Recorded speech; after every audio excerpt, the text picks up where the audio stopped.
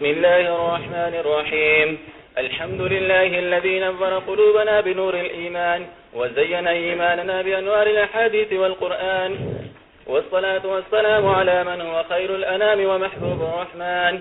أما بعد، فبالسند المتصل منا إلى الإمام الهمام الحافظ الثقة أمير المؤمنين في الحديث ورأس المحدثين في القديم والحديث، أبي عبد الله محمد بن إسماعيل بن المغيرة بن جعفي أبي عبد الله محمد بن إسماعيل بن إبراهيم بن المغيرة الجعفي البخاري رحمه الله تعالى رحمة واسعة، ومتعنا الله تعالى بعلومه، آمين. قال: باب من كره أن يعود في الكفر كما يطرأ أن يلقى في النار من الإيمان. قال: حدثنا سليمان بن حرب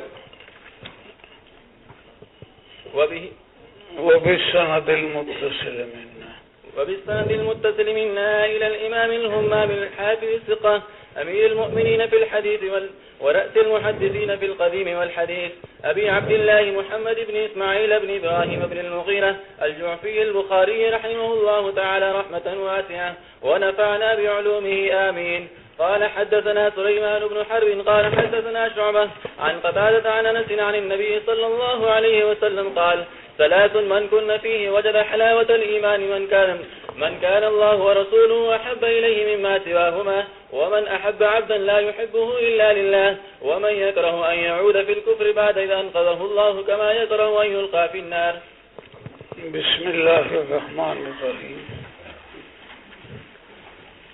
امام بخاری رحمۃ اللہ علیہ اس باب سے یہ بتانا چاہتے ہیں کہ جس طریقے سے اعمال جوارح وہ ایمان کی زیادتی کا سبب ہوتے ہیں، اسی طریقے سے اعمال قلب بھی وہ ایمان میں زیادتی کا سبب ہوتے ہیں.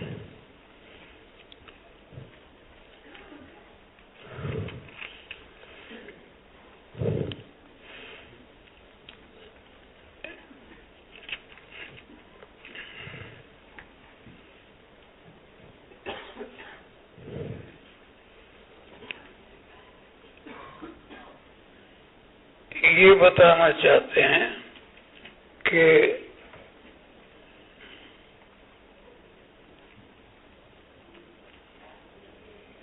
ایمان کی حلاوت اور ایمان کے اندر تازگی اور ایمان کے اندر انشراح یہ سبب ہے اس بات کا کہ حلاوت حاصل ہو،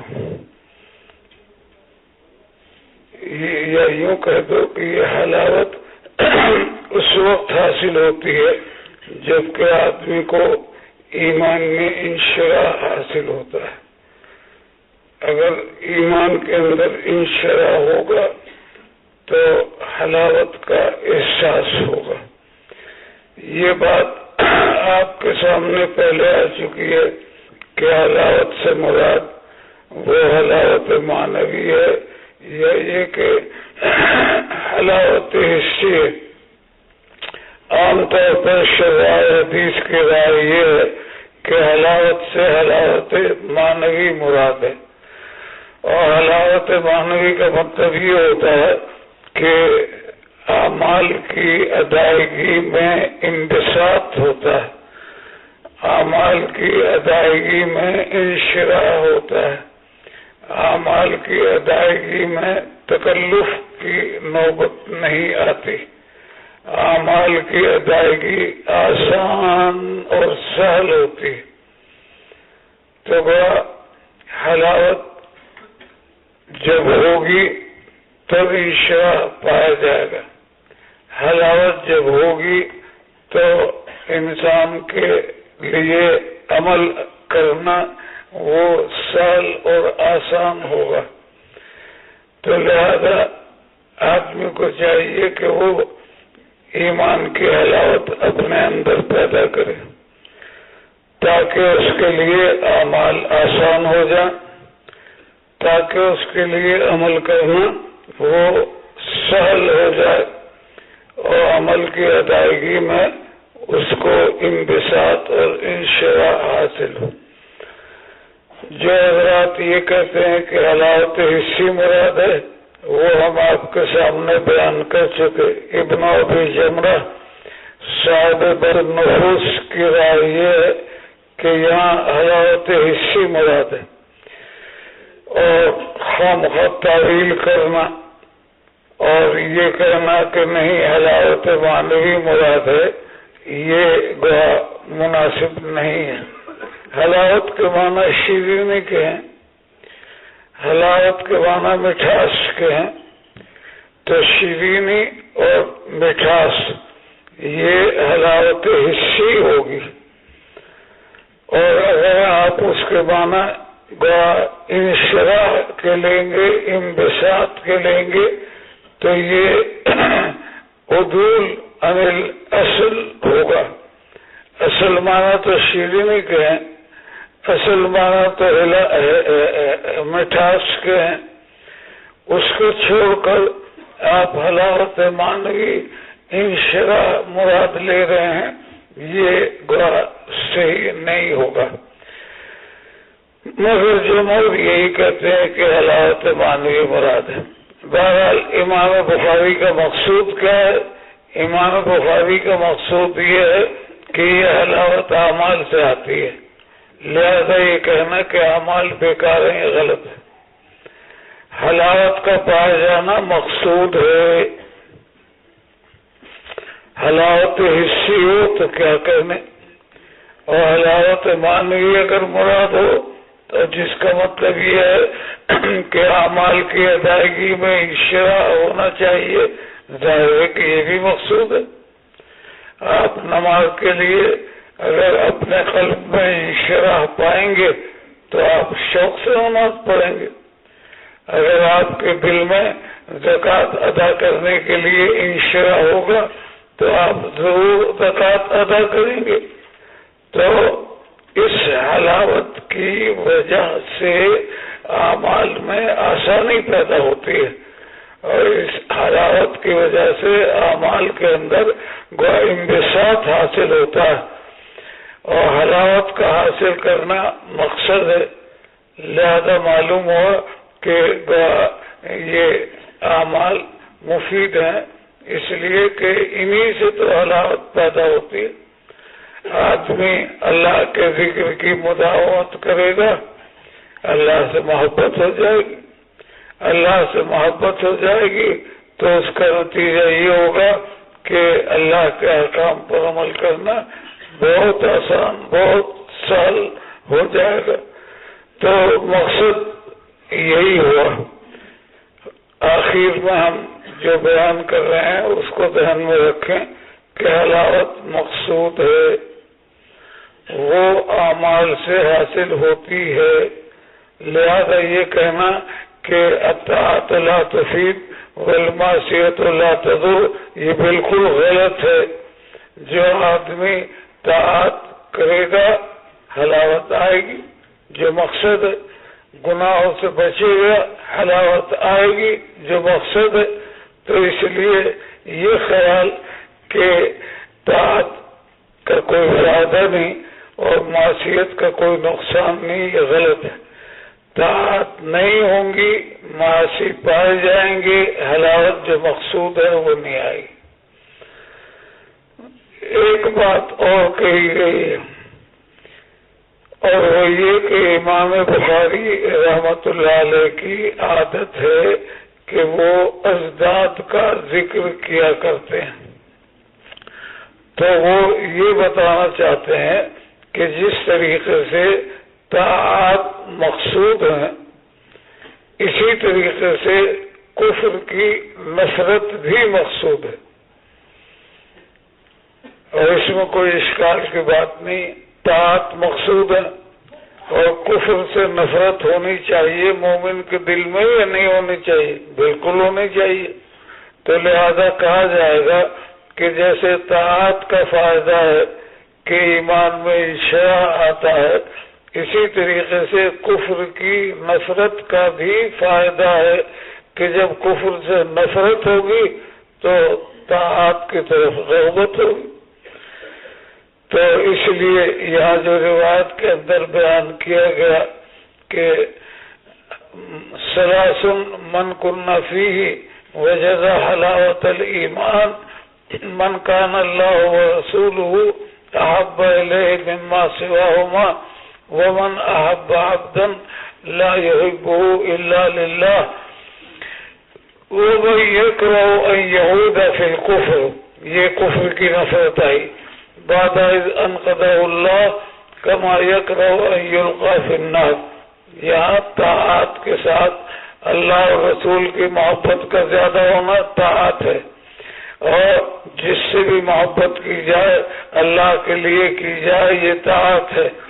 اور کفر سے ایسی نفرت ہو جیسے کہ آگ میں ڈال دیے جانے سے نفرت ہوتی ہے، یہ بھی مقصود ہے. تو دو حصوں میں طاعت کو بیان کیا ہے اور ایک حصے میں آخر کے اندر کفر کی نفرت کو بیان کیا ہے. تو وہ یہ بتا رہا ہے کہ جیسے طاعت کا فائدہ ہے ایسے ہی کفر سے نفرت کا بھی فائدہ ہے. اور جس طریقے سے طاعت کے اندر ایمان کی قوت پیدا ہوتی ہے طاعت کے ذریعے سے، ایسے ہی کفر کی نفرت سے بھی طاعت کی رغبت پیدا ہوتی ہے اور ایمان کے اندر انشراح آ جاتا ہے. اس کے بعد ایک اشکال یہ ہوتا ہے کہ یہ روایت تو پہلے بیان ہی گزری ہے اور امام بخاری تکرار کے قائل نہیں ہے، تو پھر گوئی تکرار کیوں ہوا؟ تو اس کا جواب یہ ہے کہ غلط. پہلے جو گزری ہے اس کی سند اور ہے، یہاں جو آئی ہے اس کی سند اور ہے، تکرار نہیں ہے. پہلے جو گزری ہے وہاں متن کے الفاظ اور ہیں، یہاں جو آئی ہے یہاں متن کے الفاظ اور ہیں. سند میں بھی فرق ہے، متن میں بھی فرق ہے، پھر تکرار کی بات یہ غلط ہے. چلیے. باب تفاضل أهل الإيمان في الأعمال. وبه قال حدثنا إسماعيل قال حدثني مالك عن عمرو بن يحيى المازني عن أبيه عن أبي سعيد الخدري رضي الله تعالى عنهم عن النبي صلى الله عليه وسلم قال يدخل أهل الجنة الجنة وأهل النار النار ثم يقول الله أخرجوا من كان في قلبه مثقال حبة من خردل من إيمان فيخرجون منها قد اسودوا فيلقون في نار الحياة أو قال الحياة شك مالك فينبتون كما تنبت الحبة في جانب السيل ألم تر أنها تخرج صفراء ملتوية. قال وهيب حدثنا عمرو الحياة وقال خردل من خير. وبه قال حدثنا محمد بن عبيد الله قال حدثنا إبراهيم بن سعد عن صالح عن ابن شهاب عن أبي أمامة بن سهل بن حنيف أنه سمع أبا سعيد الخدري رضي الله تعالى عنهم يقول قال رسول الله صلى الله عليه وسلم بين أنا نائم رأيت الناس يعرضون علي وعليهم قمص منها ما يبلغ السدي ومنها ما دون ذلك وعرض علي عمر بن الخطاب وعليه قميص يجره. قالوا فما أولت ذلك يا رسول الله؟ قال الدين. تفاضل أهل الإيمان في الأعمال. مرجئہ کا رد ہو گیا. اعمال کے درجات میں تفاوت ہوتا ہے اور اعمال کے تفاوت سے ایمان کے درجات میں تفاوت آتا ہے. ایک آدمی ہے وہ زکوٰۃ بھی دیتا ہے، نماز بھی پڑھتا ہے، روزہ بھی رکھتا ہے، حج بھی کرتا ہے، تہجد بھی پڑھتا ہے، ذکر پر مداومت بھی کرتا ہے، اخلاق بھی اعلیٰ درجے کے ہیں، معاشرتی زندگی بھی اسلام کے مطابق ہے، معاملات بھی اس کے صحیح ہیں. تو ظاہر ہے کہ وہ اعلیٰ درجے کے اعمال کا جب حامل ہے تو ایمان بھی اعلیٰ درجے کا ہو. ایک آدمی ہے فرائض اور واجبات کا اہتمام تو کرتا ہے لیکن یہ کہ ذکر پر مداومت نہیں کرتا، تہجد نہیں پڑھتا، تو اس کا درجہ اس کے پہلے کے مقابلے میں کم ہوگا. ایک آدمی ہے کہ وہ نماز بھی گھنٹے دار پڑھتا ہے روزوں کا بھی پورا اہتمام نہیں کرتا تو ظاہر ہے کہ اس کا مرتبہ پہلے دونوں سے کم ہوگا. تو اعمال کے تفاوت سے ایمان کے درجات میں تفاوت امر یقینی اور ضروری اور بدیہی. لہذا مرجئہ کا یہ کہنا کہ اعمال سے کوئی فائدہ نہیں، یہ غلط ہے. اعمال ہی کی وجہ سے تو ایمان کے درجات علیحدہ علیحدہ قائم ہوئے اور اعمال ہی کی وجہ سے تو یہ مقام اور مرتبہ حاصل ہوا. ایک بات. دوسری بات یہ ہے کہ اعمال ہی کے تفاوت کا یہ اثر ہوگا کہ جن لوگوں کی نیکیاں اور اعمال زیادہ ہوں گے وہ جنت میں جائیں گے، وہ دوزخ میں نہیں جائیں گے، اور جن لوگوں کے اعمال صالحہ کم ہوں گے اور گناہ زیادہ ہوں گے وہ دوزخ میں بھیج دیے جائیں گے. پھر دوزخ سے نکالنے میں بھی ترتیب ہوگی کہ جن لوگوں کے اعمال اچھے زیادہ ہیں ان کو پہلے نکالا جائے گا اور جن کے اعمال اچھے کم ہیں ان کو بعد میں نکالا جائے گا. بات سمجھ میں آئی؟ مرجئہ کا رد ہو رہا ہے کہ وہ اعمال کے بارے میں کہتے ہیں کہ ان کا کوئی فائدہ نہیں ہوتا. یہاں ہم بتا رہے ہیں کہ نہیں، اعمال کے فائدے ہیں. بہت اچھے اچھے اعمال کرنے والے آدمی کا درجہ ایمان میں اعلیٰ اولا ہوگا. دوسرے درجے میں جو آدمی عمل کے اعتبار سے ہوگا اس کا ایمان کے حوالے سے بھی درجہ دوسرا ہوگا. اسی طریقے سے تیسرے درجے کا، چوتھے درجے کا، پانچویں درجے کا مختلف درجات نکلیں گے اعمال کے تفاوت اور اعمال کے فرق کی وجہ سے. تو ایمان کے درجات بھی اسی طریقے سے مختلف ہوں گے. دوسری بات یہ کی کہ اعمال کا فائدہ ہے کہ نیک اعمال زیادہ ہیں تو دوزخ میں نہیں جائے گا، یہ فائدہ ہی تو ہے. اور جو لوگ اعمال صالحہ کی کمی کی وجہ سے دوزخ میں بھیجے جائیں گے وہاں سے جب ان کا اخراج ہوگا وہ اخراج بھی ان کے اعمال کے اعتبار ہی سے ہوگا. جس کے اعمال نیک زیادہ ہیں وہ پہلے نکالا جائے گا، جس کے اعمال نیک کم ہیں وہ بعد میں نکالا جائے گا. تو بھائی یہ دونوں تقریریں مرجئہ کی تردید میں ہو گئی. اور اسی طریقے سے خوارج اور معتزلہ کی بھی تردید ہوتی ہے. کیوں؟ اس لیے کہ جو لوگ دوزخ میں بھیجے جائیں گے بعد میں ان کو وہاں سے نکالا جائے گا. اگر وہ منافق نہیں ہیں، وہ مشرک نہیں ہیں، کافر نہیں ہیں، ایمان ان کے اندر تھا لیکن کبائر کا ارتکاب کرنے کی وجہ سے اور ان کبائر کے اعمال صالحہ سے زیادہ ہونے کی بنا پر ان کو دوزخ میں بھیج دیا گیا تھا، تو اب ان کو نکالا جا رہا. اور یہ نکالا جانا یہ خوارج اور معتزلہ کے مذہب کے خلاف ہے، لہذا ان کی تردید ہو گئی. اس کے بعد پھر یہاں پر ایک اشکال ہے، اور اشکال یہ ہے کہ روایت ہے ابو سعید خدری کی، اور اس کے اندر فرمایا گیا ہے کہ يدخل اہل الجنہ الجنہ واہل النار النار ثم يقول اللہ اخرجوا من كان في قلبه مثقال حبة من خردل من ایمان. یہ اشکال ہے. ابو سعید خدری کی روایت میں اعمال کے اعتبار سے ایمان کے مختلف درجات کا ذکر کیا جا رہا ہے، اور روایت جو آئی ہے اس میں عمل کا ذکر نہیں، ایمان کا ذکر ہے. تو روایت ترجمۃ الباب کے مطابق نہیں، روایت ترجمۃ الباب کے مطابق نہیں. ترجمۃ الباب تو تفاضل الاعمال عمل کا ہے، ترجمہ ہے، اور روایت کے اندر جو فرمایا جا رہا ہے اس میں یہ فرمایا جا رہا ہے کہ من کان فی قلبہ مثقال حبۃ من خردل من ایمان، یہاں عمل کا ذکر نہیں۔ اس کا جواب یہ ہے کہ من ایمان کے بجائے دوسرے طریق میں من خیر آیا ہے، جیسے کہ آگے ہے قال وہیب حدثنا عمرو الحیات وقال خردل من خیر، یہاں من ایمان کے بجائے من خیر کا لفظ آیا ہے، لہذا معلوم ہوا کہ ایمان سے عمل ہی مراد ہے۔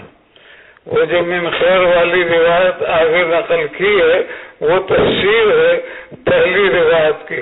پہلی روایت میں ایمان کا لفظ تھا اور بعد میں وہیب نے اس کی جگہ خیر کا لفظ نقل کیا، تو اشارہ اس بات کی طرف کر دیا کہ وہاں ایمان سے عمل مراد ہے، لہذا ترجمۃ الباب کے ساتھ مطابقت ہو گئی۔ اس کے بعد اشکال یہ ہوتا ہے کہ اعمال کے ذریعے سے ایمان کے درجات میں تفاوت، کہ اعمال زیادہ ہیں ایمان زیادہ ہوگا، اعمال کم ہوں گے ایمان کم ہوگا، یہ تو کتاب الایمان کے اندر شروع میں گزر چکا۔ وہاں یزید و ینقص کا ذکر ہوا تھا،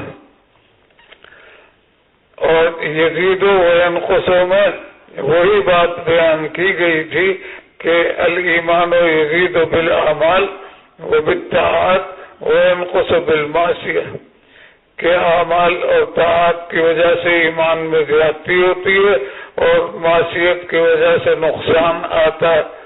تو یہ مسئلہ جب وہاں پہلے آ چکا تو اب تفاضل اہل ایمان فی الاعمال کا جو ترجمہ یہاں قائم کیا ہے یہ تکرار ہے۔ یہاں بھی یہی بتایا ہے کہ اعمال کے فرق سے ایمان میں فرق آئے گا، اعمال زیادہ ہوں گے ایمان زیادہ ہوگا، اعمال کم ہوں گے ایمان کم ہوگا، اور شروع میں یزید و ینقص میں بھی یہی بتایا گیا تھا۔ تو اس کا ایک جواب تو یہ دیا گیا ہے کہ وہ ترجمہ جامعہ تھا، وہ جیسے کہ ایک عنوان ہوتا ہے اور وہ اوپر لکھا جاتا ہے اور بعد میں پھر اس عنوان کے مطابق تفصیلات بیان کی جاتی ہیں، یہی صورت ہے۔ وہ ترجمہ جامعہ ہے، یعنی وہ سرنامہ ہے، اور اب تفصیل کا ذکر ہو رہا ہے، اب تفصیل بیان کی جا رہی ہے، لہذا اس کو تکرار نہیں کہا جائے گا۔ شروع میں جو یزید و ینقص تھا وہ عنوان تھا اور وہ سرنامہ تھا، اور اب اس کی تفصیل کا بیان کی جا رہی ہے، لہذا اس کو تکرار نہیں کہا جائے گا۔ دوسرا جواب یہ دیا گیا ہے کہ وہاں یزید و ینقص کا ذکر بالتبع تھا، اصل مقصود وہاں بنی الاسلام علی خمس تھا، اور ابن عمر کی روایت بنی الاسلام علی خمس ہی امام بخاری نے اس ترجمے کے اندر نقل کی تھی، تو یزید و ینقص کا ذکر تو ضمناً آ گیا تھا، یہاں اس کو قصداً بیان کیا جا رہا ہے۔ وہاں اصل مقصود بنی الاسلام علی خمس تھا، اور اسی کے مطابق روایت بھی امام بخاری نے ابن عمر کی نقل کی تھی، تو لہذا یہ تکرار کی بات نہیں ہوئی، اس لیے کہ یہاں قصداً اور اصالتاً زیادت و نقصان کے مسئلے کو بیان کیا گیا ہے، اور وہاں پر اس کو ضمناً ذکر کیا گیا تھا۔ تیسرا ایک جواب یہ دیا گیا کہ وہاں یزید و ینقص کی ضمیر اسلام کی طرف لوٹ رہی تھی، ایمان کی طرف نہیں، اور یہاں ایمان کے بارے میں بیان کیا جا رہا ہے۔ اس کے بعد تیسرا اشکال یہ ہوتا ہے کہ آگے ایک باب اور آ رہا ہے، باب زیادت الایمان و نقصانی، تو اب تکرار ہو گیا۔ یہاں آپ نے تفاضل اہل الایمان فی الاعمال میں زیادتی اور نقصان ہی کو بیان کیا کہ اعمال کے اعتبار سے ایمان کے اندر زیادتی اور کمی ہوتی ہے، اور آگے جو ترجمہ ہے زیادت الایمان و نقصان ہو، اس کے اندر بھی زیادتی اور کمی کو بیان کیا گیا، لہذا اب تکرار ہوا۔ اس کا جواب یہ ہے کہ یہاں پر اعمال کے اعتبار سے زیادتی اور نقصان کو بیان کرنا مقصود ہے، اور وہاں نفس ایمان کے اندر زیادتی اور نقصان کو بیان کیا گیا، تو فرق ہو گیا۔ وہاں نفس ایمان میں زیادت و نقصان کا ذکر ہے، اور یہاں اعمال کے اعتبار سے زیادت و نقصان کو بیان کیا گیا۔ دوسرا ایک جواب اور دیا گیا، اور وہ یہ کہ امام بخاری کی یہ عادت ہے کہ جب کسی مسئلے میں اختلاف زیادہ ہوتا ہے اور مخالفین بھی توانا اور طاقتور ہوتے ہیں، اور امام بخاری کی رائے بھی مستحکم اور مضبوط ہوتی ہے، تو پھر وہ مسئلے کو بار بار بیان کیا کرتے ہیں۔ امام بخاری رحمۃ اللہ علیہ نے کتاب التوحید کے اندر اس بات صفات کے حوالے سے کلام کی صفت اللہ کے لیے مختلف تراجم کے ذریعے سے بیان کی ہے۔ کیوں؟ اس لیے کہ کچھ لوگ صفات کا انکار کرتے ہیں، تو اختلاف چونکہ شدید تھا، تو اس بنا پر اور امام بخاری کی رائے ان مخالفین کے مقابلے میں ان کے خیال کے مطابق مضبوط اور مستحکم تھی، تو انہوں نے خوب رد کیا اور بار بار اس کے لیے ترجمے قائم کیے۔ اسی طریقے سے امام بخاری نے ابواب الخمس کے اندر ایک مسئلہ بیان کیا ہے کہ خمس میں امام کو اختیار ہوتا ہے، وہ جس طرح چاہے اس خمس کے اندر تصرف کر سکتا ہے، وہ مختار کل ہے، اس کی مرضی کے مطابق اس میں تصرف کی اجازت اس کو دی جائے گی۔ تو وہاں بھی مختلف ابواب امام بخاری نے قائم کیے ہیں، اور یہ ثابت کیا ہے کہ امام کو اختیار کلی حاصل ہے۔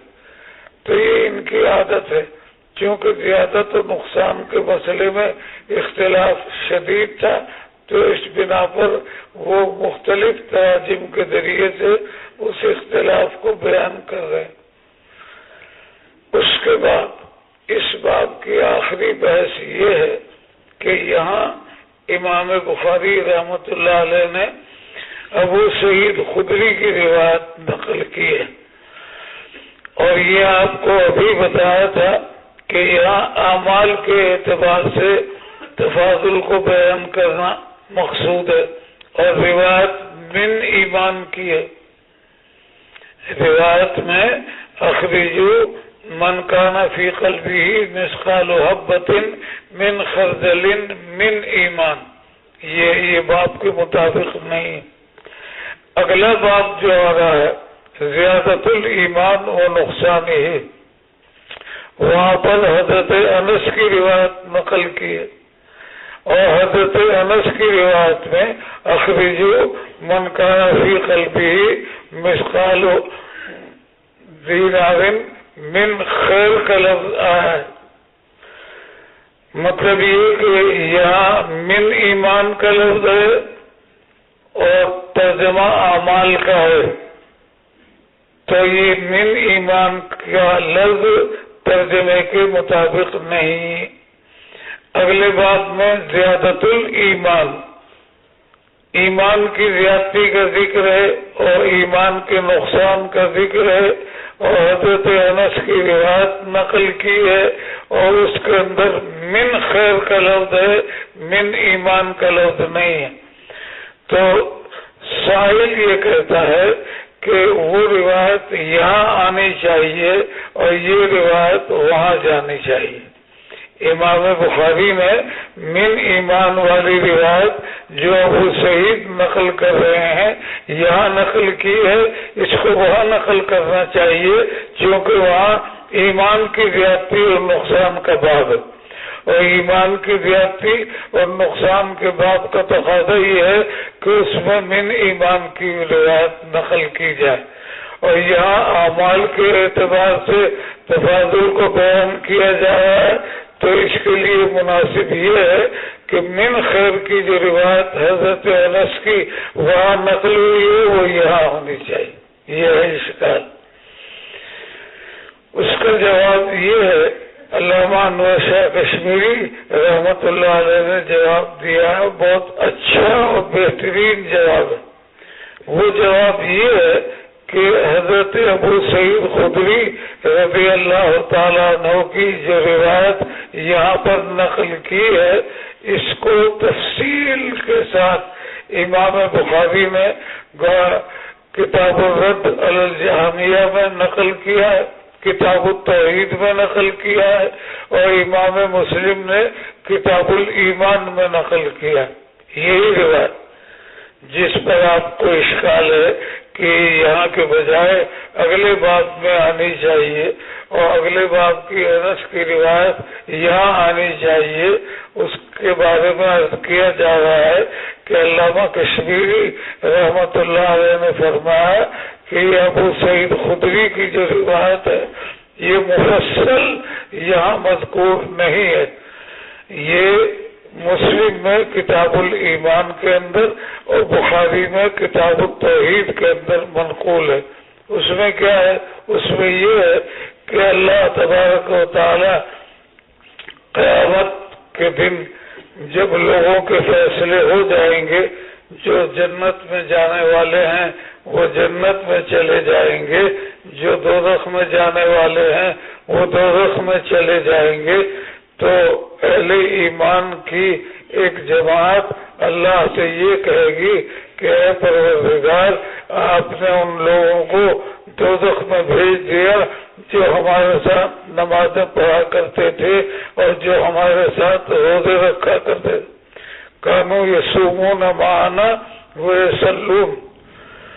یہ حضرات یہ شکوہ کریں گے کہ آپ نے دوزخ کے اندر جن لوگوں کو بھیجا ہے وہ تو روزہ اور نماز کیا کرتے تھے، ان کو دوزخ میں کیوں بھیج دیا؟ تو اللہ تبارک و تعالیٰ فرمائیں گے کہ جاؤ، اور دوزخ کے اندر من کان فی قلبہ مثقال دینار من خیر فاخرجوہ. دینار کے برابر جس کے دل میں عمل کا اثر موجود ہے اس کو نکال لو. اخرجو من کانا فی قلبہ مثقال دینار من خیر. خیر کا اطلاق عمل پر ہوتا تو خیر یعنی عمل کا دینار کے برابر اگر کسی کے دل میں موجود ہے، یعنی مطلب یہ کہ دل میں اس کا اثر موجود ہے تو اس کو نکال لو. وہ نکال لیں گے اور آ کر کہیں گے کہ آپ نے جن لوگوں کو نکالنے کے لیے کہا تھا ہم نے ان کو نکال دیا. پھر اللہ فرمائیں گے کہ اذهبوا فاخرجوا من كان في قلبه مثقال نصف دینار من خیر. پہلے تو دینار تھا، اب نصف دینار. نصف دینار کے برابر عمل کا اثر جن کے قلب میں موجود ہے ان کو نکال لو. وہ ان کو نکال لیں گے. اس کے بعد میں وہ کہیں گے کہ ہم نے نکال لیا ان لوگوں کو جن کے نکالنے کے لیے آپ نے فرمایا تھا. تو اللہ فرمائیں گے کہ اذهبوا فاخرجوا من كان في قلبه مثقال ذرة من خیر. من خیر کا لفظ آیا ہے ہر جگہ، اور خیر کا اطلاق عمل پر ہوتا ہے. تو ذرے کے برابر جن لوگوں کے دلوں میں ایمان کا عمل کا اثر موجود ہے ان کو نکال لو. وہ ان کو بھی نکال لیں گے. اور ظاہر ذرے کے برابر کے بعد تو کوئی درجہ نہیں رہا. تو اللہ فرمائیں گے کہ انبیاء کی سفارش بھی ہو چکی، ملائکہ کی سفارش بھی ہو چکی، اب اور اہل ایمان کی سفارش بھی ہو چکی، یعنی انبیاء کی سفارش پر بھی عمل ہو گیا، ملائکہ کی سفارش پر بھی عمل ہو گیا، اور اہل ایمان کی سفارش پر بھی عمل ہو گیا۔ اب ہم نکالیں، اب پھر اللہ تبارک و تعالی لپ بھر کر جہنم سے ان لوگوں کو نکالیں گے کہ جن کے ایمان کا علم نہ فرشتوں کو ہو سکا ہے، نہ انبیاء کو ہو سکا ہے، نہ اہل ایمان کو، اور وہ جہنم سے نکال کر جنت کے اندر بھیج دیے جائیں۔ تو آپ دیکھ رہے ہیں کہ معتزلہ اور خوارج کی بڑی مضبوط تردید ہو رہی۔ یہ سارے کے سارے وہ لوگ ہیں جو کبائر کے مرتکب ہیں اور ان کو جہنم سے نکالا جا رہا ہے۔ اور مرجئہ کی بھی تردید ہو رہی ہے کہ اعمال کے تفاوت کے مطابق جن کے اعمال زیادہ ان کو پہلے نکالا جا رہا ہے، جن کے اعمال کم ان کو بعد میں نکالا جا رہا ہے۔ تو چونکہ اس روایت ابو سعید میں جہاں اس کو مفصل بیان کیا گیا ہے، عمل کا ذکر موجود ہے، تو امام بخاری نے اس لیے تفاضل اہل ایمان فی الاعمال کے باب میں اس کو ذکر کیا ہے۔ سمجھ میں آ گئی نا بات؟ اشکال یہ تھا کہ یہ روایت تو وہاں جانے چاہیے تھی اگلے باب میں، اور وہاں حضرت انس کی جو روایت ہے وہ یہاں آنی چاہیے تھی، تو اس کا جواب ہو گیا کہ نہیں، وہاں تو حضرت انس کی روایت میں ایمان ہی کے اعتبار سے زیادتی اور کمی بیان کی گئی ہے، اس لیے من خیر کو وہاں من ایمان سے تعبیر کیا، وہاں من خیر کی تعبیر من ایمان سے بتائی گئی ہے، اور یہاں پر من ایمان کی تعبیر من خیر سے بتائی گئی ہے۔ اس لیے امام بخاری نے جس طرح سے کیا ہے وہ بالکل ٹھیک ہے، یہ روایت اسی باب کے مطابق ہے اور وہ روایت اس باب کے مطابق ہو گیا۔ جناب آگے چلیے۔ یہاں اب آگے ہے کہ ابو سعید خدری رضی اللہ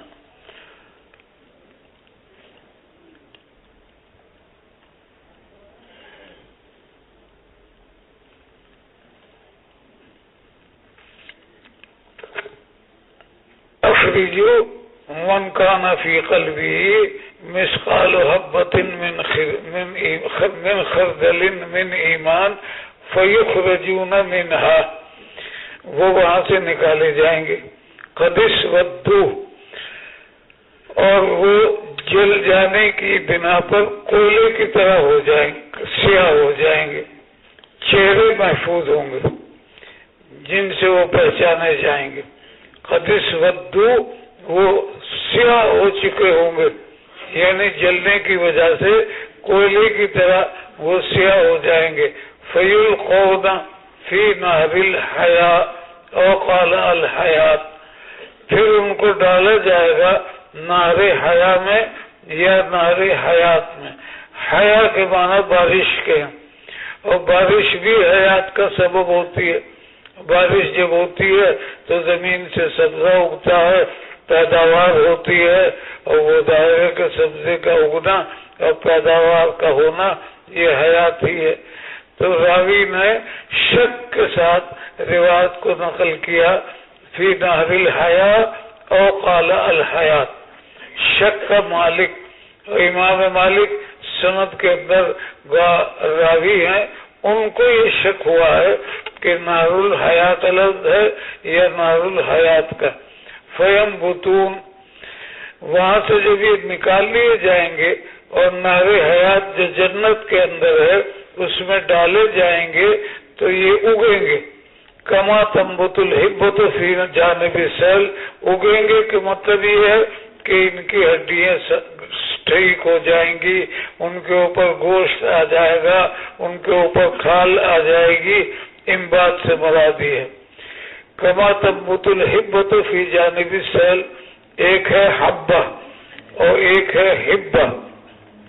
حبہ جو ہوتا ہے وہ تو عام دانے کو کہتے ہیں اور اس کی جمع حبوب آتی ہے. اور حبہ صحرائی بیج کو کہتے ہیں. صحرائی بیج حبہ اس کی جمع حبب ہے اور حبہ کی جمع حبوب ہے. اور اس صحرائی بیج کی یہ شان ہے کہ جہاں ذرا اس کو نمی ملی اور یہ اڑاتا ہے. صحرائی بیج جو ہوتا ہے جس کو حبہ کہتے ہیں اور جمع اس کی حبب آتی ہے، اس کی خاصیت یہ ہے کہ جہاں اس کو تری ملتی ہے وہ فوراً اگ آتا ہے. تو اشارہ اس بات کی طرف ہے کہ جنت میں جب جائیں گے تو ان کی ہڈیوں کا ٹھیک ہونا، ان کی کے گوشت کا ٹھیک ہونا اور ان کی کھال کا ٹھیک ہونا جلدی فوراً ہو جائے گا، دیر نہیں لگے گی. جیسے کہ حبہ سے پودا پیدا ہوتا ہے بہت جلدی، اسی طرح یہ بھی بہت جلدی صحیح ہو جائیں گے. آگے کہتے ہیں قال وہ ہے حدثنا عمرو الحیات. امام مالک نے جو نقل کیا تھا وہ تو شک کے ساتھ نقل کیا تھا، لیکن وہ ہے بھی یہ کہتے ہیں کہ عمر نے یعنی عمرو بن یحییٰ نے جب ہم سے یہ حدیث بیان کی تو بغیر شک کے الحیات نقل کیا. وقال خردل من خیر، اور خردل من ایمان کے بجائے انہوں نے خردل من خیر نقل کیا. یہ تھا کما تنبت الحبۃ فی جانب السیل الم تری انہا تخرج صفراء ملتویہ. تم نے دیکھا نہیں ہے کہ نہر کے کنارے پر یا دریا کے کنارے پر یہ حبہ وہاں گر جاتا ہے تو فوراً اس سے پودا پیدا ہوتا ہے جو زرد رنگ کا ہوتا ہے اور جھکا ہوا ہوتا ہے. بعد میں پھر جب ہوا لگتی ہے تو وہ سیدھا بھی ہو جاتا ہے اور وہ سبز بھی ہو جاتا ہے. ابتدا میں جب نکلتا ہے تو زرد ہوتا ہے اور مڑا ہوا ہوتا ہے. اس کے بعد آگے حضرت ابو سعید کہتے ہیں کہ حضور نے فرمایا میں سو رہا تھا تو میں نے لوگوں کو دیکھا کہ وہ میرے پاس پیش کیے جا رہے ہیں اور ان کے اوپر قمیصیں ہیں. منہا بابلغ الصدی، بعض لوگوں کی قمیص تو یہاں تک تھی. وہ منہا ما دون ذالک، اور بعض کی ضمیر قمیص اس سے نیچے تھی. ظاہر ہے کہ یہاں تک تھی، یہاں تک تھی، یہاں تک تھی، یہاں تک تھی. اور عمر کی قمیص اتنی بڑی تھی کہ وہ یہ جو اس کو کھینچ کر لے جا رہے تھے، یعنی زمین پر بھی لٹکی ہوئی تھی.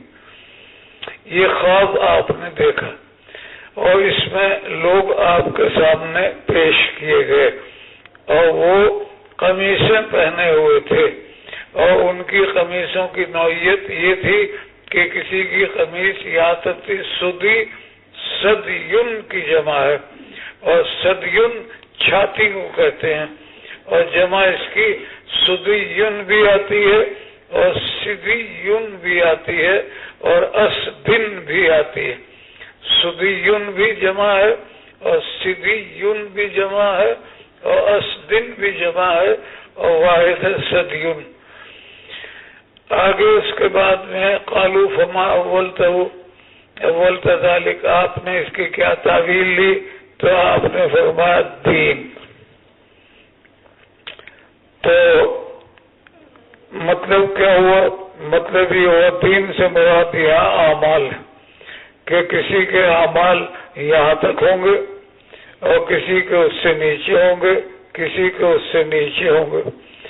اور یہ ظاہر ہے کہ اعمال کی کمی بیشی یہ سبب بن رہی ہوگی نقصان اور ناکامی کا اور کامیابی کا. جن لوگوں کے اعمال بہت اچھے ہیں ان کی قمیصیں نیچے تک ہوں گی، جن کے اعمال کم ہیں ان کی قمیصیں اوپر تک ہوں گی. تو مرجئہ کا یہ کہنا کہ اعمال سے کوئی فائدہ نہیں ہوتا یہ غلط ہو گیا. اعمال ہوں گے قمیص بڑی ہوگی، اعمال کم ہوں گے قمیص چھوٹی ہوگی، تو مرجئہ کا رد ہو گیا. اب اس کے بعد یہاں ایک اشکال یہ ہوتا ہے کہ حضرت عمر رضی اللہ تعالیٰ عنہ کی قمیص کو آپ نے بڑا بتایا، اور اتنا بڑا بتایا کہ وہ زمین میں لٹک رہی ہے اور وہ اس کو کھینچ کر لے جا رہے ہیں. تو اس سے بعض لوگوں کو یہ شبہ ہو سکتا ہے کہ حضرت ابوبکر سے عمر کا درجہ بڑھ گیا. تو اس کا جواب یہ ہے کہ یہاں تمام اقسام کا احاطہ آپ نے نہیں کیا. محض مثال کے طور پر 3 قسموں کا ذکر کیا ہے کہ بعض کی قمیصیں تو چھاتیوں تک ہیں، بعض کی قمیضیں اس سے نیچے ہیں، اور عمر کی قمیض نیچے زمین پر لٹک رہی ہے. تو تمام اقسام کا چونکہ احاطہ نہیں کیا، تو اس لیے ہو سکتا ہے کہ حضرت ابوبکر کی قمیض وہ عمر سے بھی بڑی ہو. اس میں کیا اشکال ہے؟ آدمی تو بے شمار ہوں گے اور ان کے اعمال کا تفاوت بھی بے حد و بے حساب ہوگا. جب آدمی بہت ہوں گے اور اعمال کا تفاوت بے حد و بے حساب ہوگا، تو آپ نے یہ کیسے سمجھ لیا کہ حضرت ابوبکر وہ حضرت عمر سے کم اعمال والے ہوں گے؟ یہ خیال غلط ہے. اس کے علاوہ دوسری ایک بات اور ہے کہ آپ نے یہ نہیں کہا کہ یہ جو قمیص عمر کی ہے جو زمین پر لٹک رہی ہے، یہ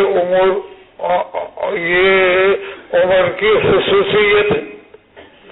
اگر آپ اس کو عمر کے ساتھ مختص قرار دیتے تو پھر یہ کہا جا سکتا تھا کہ ابوبکر اس میں شامل نہیں ہے، اور جب عمر کے ساتھ اس کو خاص قرار نہیں دیا تو ہو سکتا ہے کہ ابوبکر کی قمیض بھی اسی طریقے سے ہو جیسے عمر کی ہے. پہلا جواب یہ تھا کہ یہاں مثال کے طور پر 3 اقسام کا ذکر ہوا ہے، تمام اقسام کا احاطہ نہیں کیا گیا. جب تمام کا احاطہ نہیں کیا گیا تو لہذا ہو سکتا ہے کہ حضرت ابوبکر کی قمیض وہ حضرت عمر کی قمیض جیسی یا اس سے بڑی ہو. دوسری بات یہ عرض کی جا رہی ہے کہ یہاں یہ نہیں کہا گیا کہ یہ قمیص کا زمین پر لٹکا ہوا ہونا عمر کے ساتھ مختص ہے، اور جب اس کو عمر کے ساتھ مختص نہیں کیا گیا تو ظاہر ہے کہ پھر ابوبکر کے لیے بھی یہ احتمال موجود ہوگا. تیسری بات یہ ہے کہ یہ خبر واحد ہے، اور حضرت ابوبکر کی فضیلت حضرت عمر کے مقابلے میں بالاجماع ثابت ہے، اور اجماع سے جو چیز ثابت ہوتی ہے وہ قطعی ہوتی ہے، لہذا اس کا مقابلہ یہ خبر واحد نہیں کر سکتی. حضرت ابوبکر کی فضیلت پر اجماع ہے امت کا، تو وہ ان کی فضیلت تو عمر کے مقابلے میں بالقطع والیقین ثابت ہے، اور اس روایت سے جو حضرت عمر کی فضیلت ثابت ہو رہی ہے یہ خبر واحد ہے، تو یہ اس کا مقابلہ نہیں کرے گی. چوتھا جواب یہ دیا گیا ہے کہ یہ مان لیا جائے کہ عمر کی فضیلت ہے تو یہ فضیلت جزئی ہے، اور حضرت ابوبکر کو فضیلت کلی حاصل ہے. ہم نے پہلے کئی مرتبہ کہا کہ فضیلت کلی کا مقابلہ فضیلت جزئی سے نہیں ہوتا. حضرت سلیمان علیہ السلام کو جو خصوصیت حاصل تھی اس کے اعتبار سے ان کو فضیلت جزئی آپ کے مقابلے میں حاصل. اسی طریقے سے حضرت داؤد کو جو فضیلت جزئی آپ کے مقابلے میں حاصل تھی اس سے آپ کی فضیلت کلی متاثر نہیں ہوتی. یا حضرت موسیٰ کو جو فضیلت جزی آپ کے مقابلے میں حاصل ہے اس سے آپ کی فضیلت کلی متاثر نہیں ہوتی۔ حدیث میں آتا ہے کہ قیامت کے اندر 3 آدمی ہوں گے جو نور کے ٹیلوں پر کھڑے ہوں گے اور ان کے اوپر اولون آخرون سب رشک کریں گے، انبیاء بھی رشک کریں گے، اولیاء بھی رشک کریں گے، عام مسلمان بھی رشک کریں گے۔ وہ نور کے ٹیلوں پر جو 3 آدمی ہوں گے ان میں ایک مؤذن بھی ہے، ان کے اندر ایک وہ امام بھی ہے جس کے مقتدی اس سے خوش ہوتے ہیں، ان کے اندر وہ غلام بھی ہے جو اپنے آقا کا حق بھی ادا کرتا ہے، اپنے مولا کا حق بھی ادا کرتا ہے۔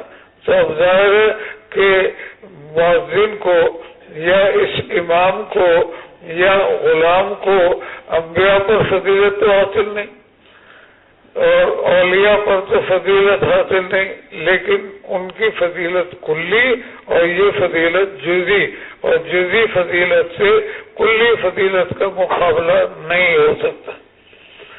چلو باب الحياء من الإيمان.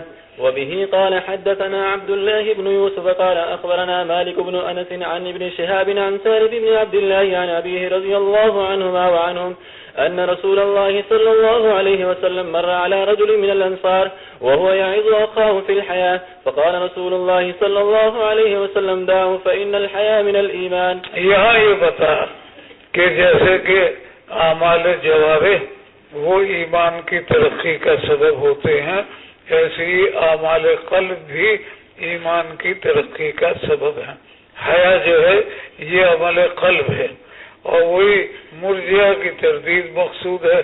وہ کہتے ہیں کہ اعمال کا کوئی فائدہ نہیں، حالانکہ حیا جو کہ عمل قلب ہے وہ ایمان کی ترقی کا سبب ہے۔ یہ ہو گیا۔ روایت یہ نقل کی ہے کہ ایک آدمی انصاری کے پاس سے گزرے تو اس انصاری کو اس کا بھائی نصیحت کر رہا تھا کہ بھئی حیا نہ کیا کرو، تمہارا قرضہ ہوتا ہے کسی پر اور تم مانگنے سے شرماتے ہو، یہ اسی طریقے سے تمہاری کوئی چیز امانت رکھی ہوتی ہے کسی کے پاس پر یا عاریت پر دی ہوئی ہوتی ہے کسی کو اور تم واپس لینے میں شرماتے ہو، یہ غلط ہے، تمہارا نقصان ہوتا ہے، اس طریقے سے حیا نہ کیا کرو۔ تو آپ نے اس سے کہا اس کو چھوڑو، یہ حیا کرتا ہے بڑی اچھی بات ہے، اس لیے کہ حیا ایمان کا شعبہ ہے۔ دعو فإن الحیاء من الایمان، نصیحت کرنے والے کو آپ نے کہا کہ یہ نصیحت مت کرو۔ ٹھیک ہے مال کا نقصان ہوتا ہے، لیکن حیا کی وجہ سے ایمان کو ترقی ملتی ہے، تو مال کے نقصان کے مقابلے میں ایمان کی ترقی وہ ارجح ہے۔ مال کے نقصان کے مقابلے میں ایمان کی ترقی کو ترجیح دی جائے گی اور مال کے نقصان کی پرواہ نہیں کی جائے گی، یہ مطلب ہے۔ اور ہم نے آپ کو بتایا تھا کہ نبی اکرم صلی اللہ علیہ وسلم نے فرمایا کہ انبیاء سابقین کے کلام میں یہ بات نقل ہوتی آ رہی ہے کہ اذا فاتک الحیا فافعل ما شئت یا فاصنع ما شئت۔ انبیاء سے جہاں اور چیزیں منقول ہیں یہ بھی منقول ہے کہ ان کا مقولہ ہے اذا فاتک الحیا فاصنع ما شئت یا فافعل ما شئت۔ تو ہمارے استاد تھے حضرت مولانا اعجاز علی صاحب رحمۃ اللہ علیہ، بہت ہی ہم پر شفیق تھے، انتہا سے ہم نے سنا ہوگا آپ کو قصہ، وہ ہم پر اتنے شفیق تھے کہ ہم نے اپنی طالب علمی کے زمانے میں ان کو کسی پر اتنا شفیق نہیں دیکھا، حالانکہ ہم ان سے دور رہنے کی پوری کوشش کرتے تھے۔ ایک مرتبہ سہارنپور کے اسٹیشن پر رات کے وقت سخت سردی تھی. یہاں تو سردی ہوتی نہیں ہے، پنجاب کی سردی کا آپ تصور کریں، وہی نوعیت وہاں ہوتی ہے. تو ہم آئے اپنے گھر سے اور رات کو پہنچے سہارنپور 9 بجے. دیوبند جانے کے لیے 6 بجے صبح گاڑی چلتی تھی. ساری رات وہاں گزارنی پڑتی تھی. بہت دفعہ اس کا اتفاق ہوتا تھا. تو ایک دفعہ ایسا ہوا کہ حضرت مولانا بھی اسٹیشن پر موجود تھے اور اکیلے. سردی کا زمانہ. اب ہم جیسے احمق کو چاہیے تھا کہ حضرت کی خدمت میں حاضر ہوتے، حضرت کو چائے لا کر دیتے اور ان کی ضرورت کی چیزیں اگر کوئی ہوتی تو مہیا کرتے، مگر ہم چونکہ ان سے ڈرتے بہت تھے تو ہم دور رہے کہ کہیں ہمیں دیکھ نہ لیں. یہ ہماری حالت تھی. خیر، تو اس طرح ہم ان سے بچ کر رہتے تھے، لیکن ان کی شفقت کا عالم عجیب تھا. ایک مرتبہ اسی طرح کا واقعہ ہوا کہ ہم نے جمعرات کو عبادت پڑھی اور ان کے یہاں نام لکھے ہوئے ہوتے تھے عبادت کے. وہ یہ دیکھنے کے لیے کہ یہ طالب علم پابندی بھی کرتا ہے یا نہیں، تو ایسا کرتے تھے کہ آج نام پکارا، اب 15-20 دن کے بعد نام آئے گا تو اس لیے یہ سبق سے راضی ہوگا، تو وہ تیسرے دن پھر پکار دیتے تھے. تو جمعرات کو ہم نے عبادت پڑھی، ہم گھر چلے گئے. وہاں سے اس خطرے کی بنا پر کہ ہفتے کو کہیں ہمارا نام نہ آ جائے ہم آئے واپس. آنا وہی ریل سے ہوتا تھا. رات کو 9 بجے سہارنپور گاڑی پہنچتی تھی اور صبح کو 6 بجے وہ دیوبند کے لیے لے جاتی تھی. تو ساری رات سخت سردی میں ہم نے گزاری. اتنی تکلیف کہ جس کا آپ تصور نہیں کر سکتے. وہاں جو بیت الخلا تھے وہاں بھنگی رات کو صفائی کے لیے رہتے ہیں تو وہ آگ جلا کر ہاتھ تاپتے ہیں. تو ہم بھی ان کے ساتھ وہاں ہاتھ تاپنے میں شامل ہوتے تھے کبھی کبھی، اس لیے کہ سردی برداشت نہیں ہوتی تھی. بہرحال صبح کو ریل سے ہم دیوبند پہنچے. تو جیسے ہی دارالعلوم کے گیٹ میں داخل ہوئے تو مولانا کتاب لیے ہوئے سبق کے لیے جا رہے تھے. ہم حجرے میں جانے کے بجائے سیدھے مولانا کے پیچھے درسگاہ میں پہنچے. انہوں نے ہمیں نہیں دیکھا اور وہاں پہنچتے انہوں نے ہمارا نام پکار دیا.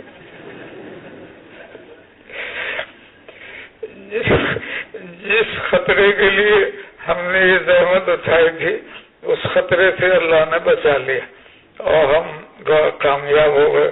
لیکن ہماری حالت یہ تھی کہ ہم نے بسم اللہ کہی، پیچھے بیٹھے تھے، سارے طالب علم آگے تھے تو وہ ہماری آواز نہیں نکل سکی.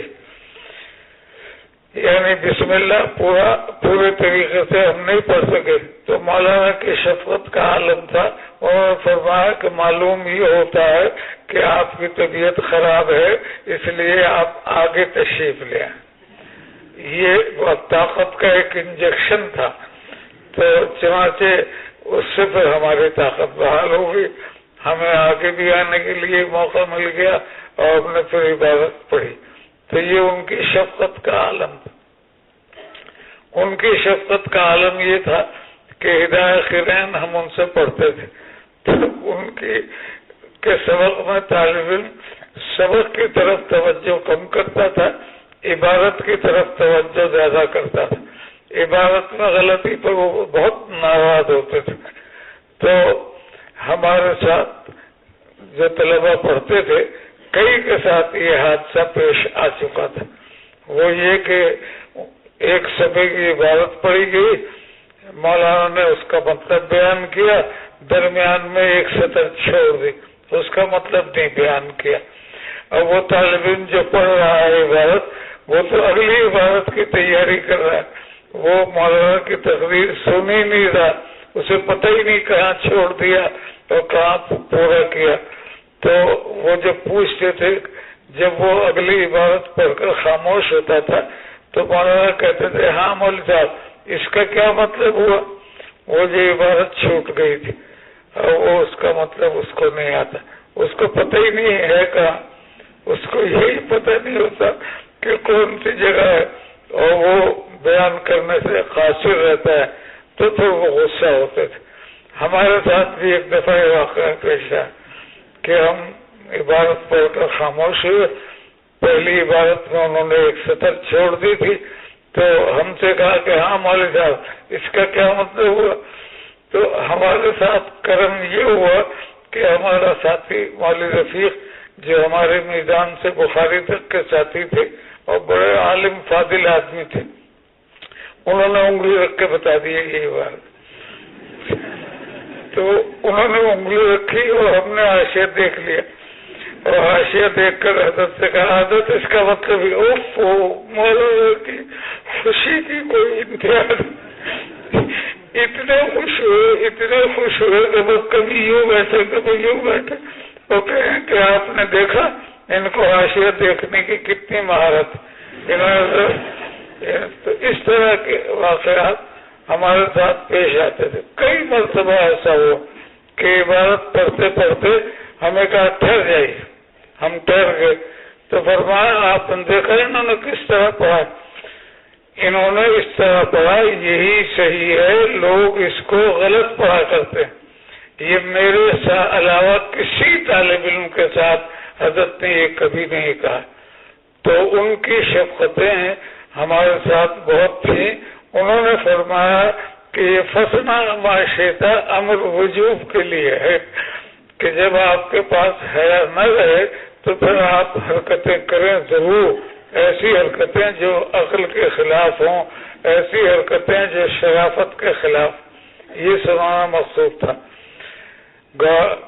نبوت اولا کے کلام کی باقیات میں سے یہ جملہ نقل کیا اور پھر فرمایا کہ فسنا امر ہے اور امر وجوب کے لیے ہے، اور وجوب کا مطلب یہ ہوگا کہ آپ کے اندر جب حیا نہیں ہے تو آپ کریں، پھر کچھ جو کریں کم ہے، جتنی آپ نالائقی کریں کم ہے، جتنا آپ فسق و فجور کو ارتکاب کریں کم ہے، یہ انہوں نے فرمایا۔